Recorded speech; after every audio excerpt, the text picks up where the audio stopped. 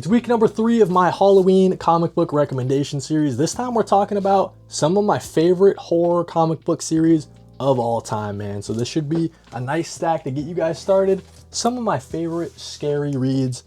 Let's start off with The Riddler Year 1. Paul Dano was the Riddler in Matt Reeves' Batman movie, and this series from DC Black Label is kind of like the lead up to it for the Riddler character. Written by Paul Dano, so written by the actor who played Riddler. I thought this was great, man. This was excellent. It shows the kind of fall into madness that this like forensic financial accountant, he's seeing where all the money's moving in Gotham, and it's the lead up to how he went on his killing spree in the Batman movie. So I really like this one as a horror read. It shows this guy, well-mannered guy, slowly devolving and getting a little bit more crazy as things go on. So really cool that Paul Dano, the actor for the movie, the actor for the Riddler, had a part in writing this. I thought he knocked it out of the park. Next up, let's talk about Into the Unbeing, a series from Dark Horse Comics, written by Zach Thompson, who I think is killing it, with artwork from Hayden Sherman, the same artist for Absolute Wonder Woman and Batman Dark Patterns. This series is one that I want to recommend because it's kind of like a horror sci-fi series, right? As we get 3 or 4 people, I forget the exact number, it starts as 3 or 4, and they go into this kind of giant cave. Ecological explorers or geologists and that sort of thing, and they're going into the cave to kind of do some research on it, and it turns out that the cave they're entering, as we see on the cover, is kind of like this giant undead god. So this whole series follows these explorers as they're going deeper and deeper into the cave, as they think it's a cave, but we know that it's a giant undead god. They're swimming around the body parts. They're getting all up in the veins. They're going from the brain to the head, trying to find a way out. So if you're into Alien, right? If you're into the movie Alien, I think this gives off sort of that vibe. You get some really good paneling from Hayden Sherman. I believe Hayden Sherman's also coloring this as well. And they start off as 4 explorers, as you guys see here. And you guys saw that cave and how it's not really a cave, right? But yeah, so Zach Thompson, he killed it. Loving this series. It comes in 2 different trade paperbacks, so it's like a 12-issue series essentially. There's part 1, part 2, and yeah, definitely recommend. Let's talk about Gideon Falls. I'm actually wearing a Gideon Falls shirt right now. This is from Jeff Lemire and Andre Sorrentino, and it's kind of hard to explain the series, but it starts off with, you get this guy who lives in a city. He's exploring the city's trash. He's trying to get in there. He's picking up pieces of wood, bits of nails and that sort of thing. He's not sure what all these pieces have to do with each other and what it kind of builds if you were to build it all together. He's just sort of exploring the conspiracy, thinking that it all is tied together. At the same time, we get the priest in a small town. He is the new priest of this small town, and he starts investigating a string of murders and a string of disappearances, all related to the Black Barn. And the Black Barn is something that the guy in the city also sees quite frequently. He's not really sure what it means. And the entire series is, as we see the priest, who was one of the ones disappeared, the previous priest, kind of haunting our new priest in the middle of the night. And then that's our first kind of look at, the first look at the Black Barn, as you guys see here. So both of these stories are kind of tied together. They kind of run in parallel, and it's really cool to see Jeff Lemire kind of flex that writing muscle. You get that excellent artwork from Andre Sorrentino, as you guys are seeing here. There's some of my favorite, duos in comics, Lemire and Sorrentino. It's so cool what they're doing. It gets kind of crazy and wacky near the end. It gets into kind of sci-fi territory, if I'm being honest with you. So definitely recommend this series if you're into a series that focuses on mental health, it's like very suspenseful, just kind of uneasy as you don't really know how these stories are tied together. And when Jeff Lemire reveals it all, absolutely mind-blowing stuff. But you're seeing the crazy paneling that Andrea Sorrentino is known for. I love that realistic kind of look. No one really does it like Sorrentino, and it's kind of a shame what happened to Sorrentino, man. Next up, let's talk about Fatale, dude. Fatale is a series from Ed Brubaker and Sean Phillips. It's one of my favorite, man. So you guys know I love Ed Brubaker, Sean Phillips.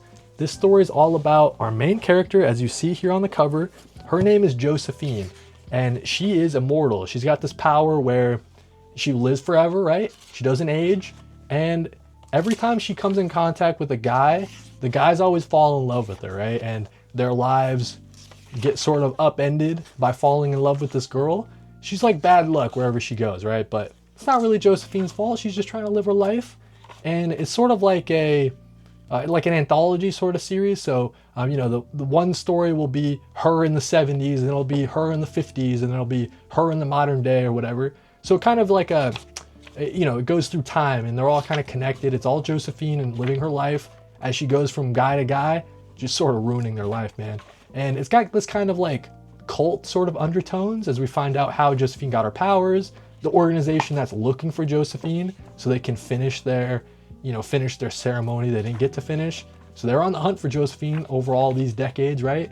So Josephine is just on the run, trying to live her life and, you know, having some boy trouble, you could say. So I loved it, man. This might be my favorite all-time Ed Brubaker and Sean Phillips read, which is saying something because they've written a lot of stuff that I like. But I really just like this strong Josephine character. My favorite protagonist in comics, maybe. And yeah, I truly like the scenario. I think is cool. And just seeing the lives of all the people that she impacts and how they get impacted. Definitely recommend Fatale. If you're into sort of like the satanic, sort of culty, sort of slant to your comic books, Fatale is a great pick for you. A couple more series here, guys. Let's talk about The One Hand and the Six Fingers. This was excellent stuff from Ram V and Dan Waters, two writers I really love. But this series is all about, it's in the future, like a cyberpunk, sort of like Blade Runner type of future. We get the detective guy who's about to retire, but a case that he solved way back in the day starts happening again, right? Like someone's killing in that sort of way. And so he has to go and say, hey, before I retire, I got to solve this case. If I didn't catch the original killer, then my entire career is bunk, right? So he has to find and get this last sort of copycat killer. But then on the flip side, we get the story written from Dan Waters' point of view. He's writing the point of view of the killer.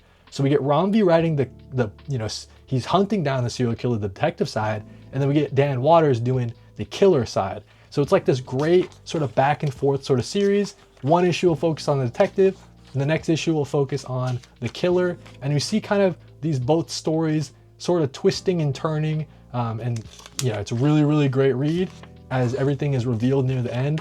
So sick, man. So really like this one. Perfect sort of creepy, sort of sci-fi, but it's really just that there's a killer out there and a detective has got to hunt him down, right? So if you're into stories like that, definitely recommend One Hand and Six Fingers. Just the fact that it's two different writers who complement each other so well, going back and forth bar for bar, bringing us some really great comic stuff, man. With that really excellent artwork, that kind of realistic style that I just showed you sort of in Gideon Falls. That's kind of how I like my comics looking, man, especially for the detective stuff, the crime and noir sort of stuff. The One Hand, Six Fingers, don't miss it. Really great stuff. Just won the Ringo, just won a certain award for, you know, this whole collection. You can buy it trade paperback. It's in the correct order that you're supposed to read it, and it's excellent. Definitely check it out. Finally, last but not least, let's talk about The Road. So obviously Cormac McCarthy, don't worry about that. I guess that guy's a piece of shit. We don't worry about that. This is the graphic novel adaptation from Manu Larsenet. If you're into post-apocalyptic stories, then this one is absolutely for you. When I finished it last year, or maybe earlier this year, blew me away, man. So it's excellent stuff. It's a post-apocalyptic story that follows the boy and the dad as they're going on the road. They're trying to go out and find a place that isn't irradiated, that has food, that has safety, and they're just going on the road together, man. So they got the shopping cart with all the supplies, and they're just traveling on the road. But look at this art style from Manu Larsenet. Excellent stuff, man. So creepy vibes all around. It's so stark, and the black and white kind of monotone coloring. It's an excellent read, man. So great adaptation, probably one of the greatest graphic novel adaptations that I've ever read, as you see the boy and the man just working together, trying to survive in this hostile landscape. All the survivors that are left, they're like killers, they're cannibals, right? And so the man and the boy are the only ones good natured, the only ones of good heart, trying to live in this world, man. As the man tries to protect the boy, they get in a lot of different crazy situations, like this band of cannibals that are on the hunt for the man and the boy. Very scary read. You're just always worried for the boy. Is the man able to protect the boy? And are they going to get to a destination, right? Or is it just all hope is lost and there's no safe place in this world? So yeah, dude, I loved it. The Roads was one of my favorite books growing up, and I think this graphic novel adaptation is definitely worth it.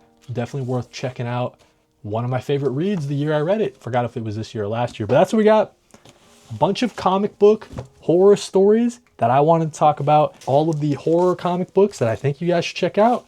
One more week left for my horror comic book series, man. So thank you guys for watching. Let me know if you read any of these and read more comics.